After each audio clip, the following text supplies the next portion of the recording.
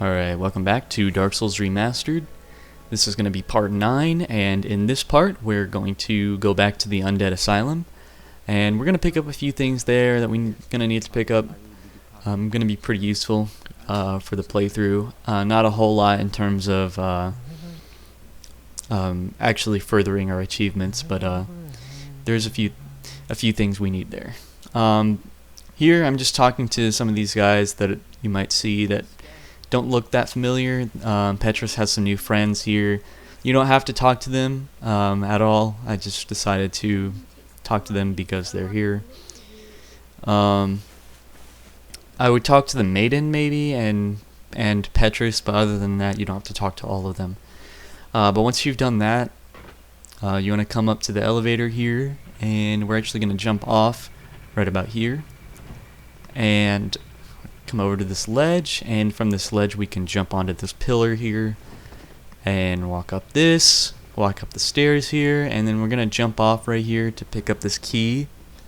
You're gonna need to pick up that key. We're gonna use it here in a minute for something, but once you've done that you can come back to the elevator and do the exact same thing all over again. We're gonna jump off here, don't fall in the hole, off this ledge onto this pillar, up the pillar, up the stairs, but instead of jumping off, this time we're going to circle around and keep going up the stairs, and we're going to curl up into a ball in the nest here. Now you're going to need to sit like this for a good 20 to 30 seconds. I've sped up the footage, but once you've sat there long enough, the bird will come and pick you up and take you back to the Undead Asylum. Once you're back here, you're going to notice a few things that are a bit different than last time. First off, you'll see these 4 guys with torches. Try not to get swarmed. You know the drill with these guys. Once you've killed all of them, we're actually going to do something else real quick. We're going to come over to this nest on this ledge here. Be careful not to fall. And once you're standing in the nest, we're going to drop an item. This is going to be a sort of like vendor-trader situation, but it doesn't work like normal vendors. We're actually going to drop the most important item in the game that we picked up a few episodes ago, the rubbish, into the nest. And we're going to back up to a safe distance here and quit out of the game.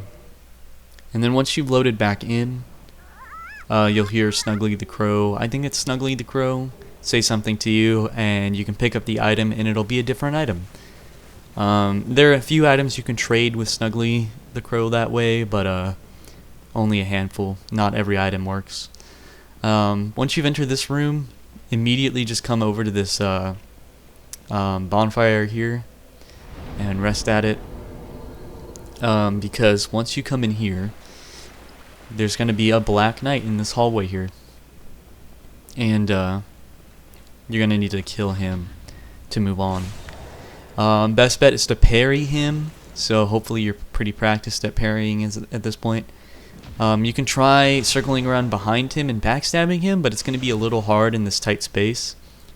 If you want, you can lead him back to the previous room, or into the room where we picked up our shield at in the first episode, and that way you have a little bit more room to try and backstab him. But once he's dead, just move forward. I actually picked up the Black Knight shield here, so just taking a look at that. So now I can actually start putting points into strength to get it to 16, so I can start wielding that. Again, not going to count the Black Knight weapons until later on in the game. You'll know it when we get there. But once we get into this area, this guy that freed us from the cell at the beginning of the game will start attacking us. He's gone hollow, so you're going to have to kill him. Your best bet is going to be trying to backstab him. For some reason I had trouble trying to do that, so I ended up trying to parry him and just going with that. I wouldn't recommend attacking him with normal attacks because he can parry you pretty easily, and getting parried is a no-no. Just don't get parried. But once you've killed him, you can pick up his Crest shield, which we'll need for the rare weapons achievement. And then after that, the ball will come rolling back down once you start making your way up there, so get out of the way of that. for the second time. And up here in this area, there's going to be the same few enemies that were here before. This is the area where we did a plunging attack on the first boss. But instead of doing that, this time we're going to come in here, and there's going to be this guy that we practiced parrying on in the first episode, as well as a new guy. This one will have a spear instead of a sword. So take out both of these guys. And once you've done that, we're actually going to use the key we picked up at the beginning of this episode to open this gate here and head down the hall and make sure you pick up this item here. And that item, that ring, is going to be pretty important in a few spots throughout the playthrough, so make sure you grab that. But once we've done that, we're going to come back down this way and rest at this bonfire here. And at this point, we're actually going to move and start heading towards another boss fight. Before entering the middle of this area, you're going to want to take out these hollows here so they don't pester you during the boss fight. But once they're dead, you can make your way here and the floor will break under you. As soon as you hit the ground, you can roll over here into this corner. The boss won't notice you quite yet, so you can get a heal off, heal up that fall damage that you took. And this boss is pretty similar to the first one with a few new attacks. He's weak to bleed damage, so that's why we're using a katana here. The katana does quite a bit of bleed damage to him. But the best option for fighting this guy is to stay behind him. That way he only does these two attacks this one that he's doing here with the slam and the explosion. That one's telegraphed pretty heavily, so you can move out of the way pretty easily, so you don't get blown up. And he'll do this fly up butt slam attack as well. And as long as you stay behind him, those are the only two attacks he'll ever do. Yeah, that's basically the whole strategy. Yeah, I don't have anything else to say about this boss fight. I had a really hard time with it the first time I ever fought him, because I did not know that he was only weak to bleed, and I think I had like a strength build or something like that the first time I played the game, so I had a really hard time with him. But now he's a piece of cake. Once you've killed him, make sure you loot his corpse. Here you get a Titanite slab, and we're gonna need that for an achievement later on in the game, so pretty important. Once you've done that, you can climb up this ladder. You should get 20,000 souls from killing him. Fall down into this hallway, and there's going to be another Black Knight over here that we're going to need to kill. Now, you could run back the other direction to the bonfire and spend the souls you just got, or you can just come fight the Black Knight like I do. I actually spend my souls on leveling, which I don't recommend you do. I'll show you what you should use them for once we head back to Firelink Shrine. But once you've killed this guy, you're going to head back to the little room here where we started the game, the cell. And there's going to be a new item in here. There's going to be a peculiar doll. And that's basically a key to a different area. If you go look in your inventory, it's actually in the key section.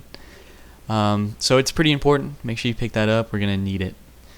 But once you've done that, we can head back this way and up this ladder, and up here is where you could have gone to rest at the bonfire to spend your 20,000 or so souls, which is what I'm going to do right now.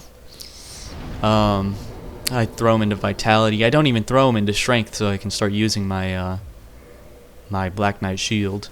So I'm extra dumb for doing that.